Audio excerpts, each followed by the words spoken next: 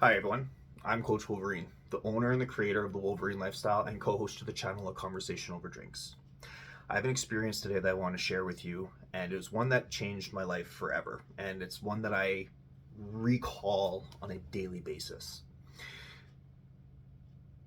A few years ago, I had made it a habit to do my best to have conversations with people who would be deemed less fortunate. So when I would be out and about and out shopping or running errands or anything like that, and if I'd see somebody on the corner with a sign or in a parking lot or whatever, you know, I just wanted to hear their story, and so I'd go up to these individuals and I'd help out in whatever way I could, and just try and get to know them, and really hear what they had to say. And I believe it or not, I met some fascinating individuals and have heard some remarkable stories. But one story in particular, it was about it was a few years ago, I think three-ish years ago now. There was a gentleman in the corner of our Home Depot parking lot, and I had just finished up my shopping, and he was still there afterwards. So I go up to him, you know, introduce myself, ask him his name, and see what he's about, just to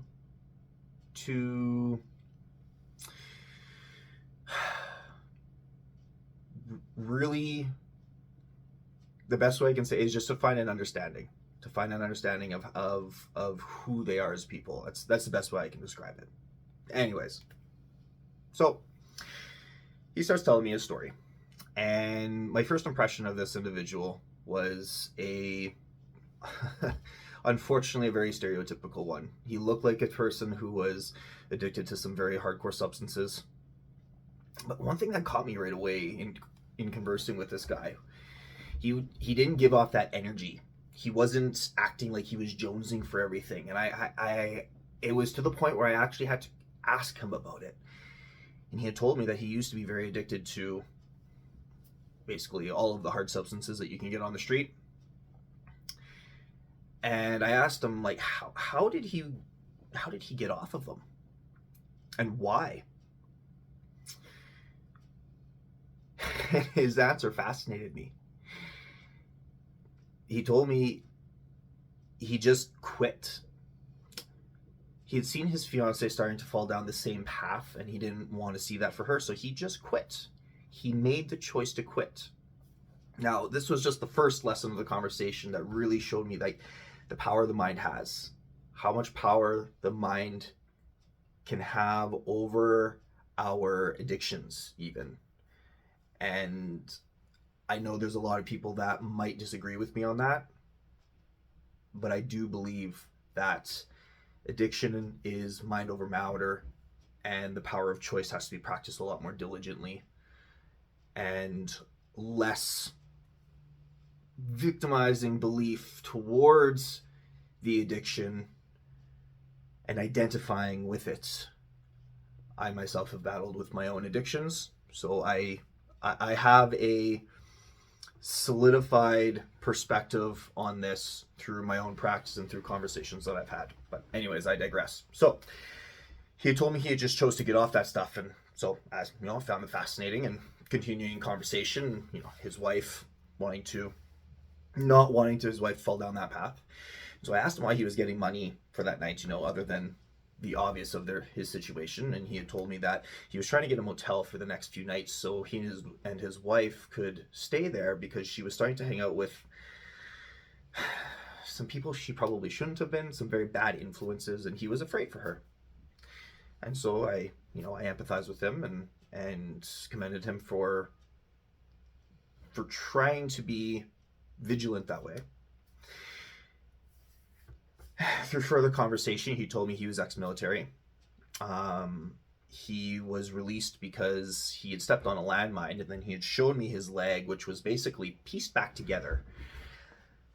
And so he was legally deemed crippled, and then taught himself how to ride a bike, and was able to walk. Like this man, like this, he just became more and more fascinating.